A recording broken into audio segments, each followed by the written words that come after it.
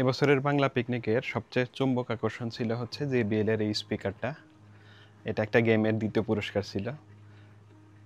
প্রথম পুরস্কার ছিল হচ্ছে একটা এয়ার টিকেট, কিন্তু আমার কাছে মনে হয়েছে যে দ্বিতীয় পুরস্কারটা আসলে প্রথম পুরস্কার হওয়ার কথা দরকার ছিল। এয়ার টিকেট যে পাইছে ভাইয়ের জন্য আমার একটু মায়া হয়, কারণ হচ্ছে তার হয়তো আরও 2টা টিকিট কিনতে হবে। আমি জানি তার বাচ্চা আছে, বউ আছে। আর র্যাফেলটার সপ্তম পুরস্কার ছিল এটা। এই বোতলটা এত সুন্দর, আমি পানি রেখে দেখছি, ঠান্ডা পানি, প্রায় 24 ঘন্টার বেশি হচ্ছে এটার ভিতরে পানি ঠান্ডা থাকে।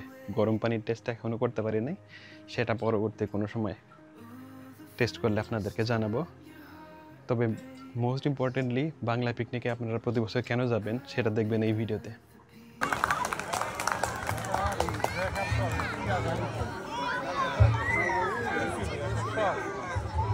শুভদাকে অনেক অনেক ধন্যবাদ।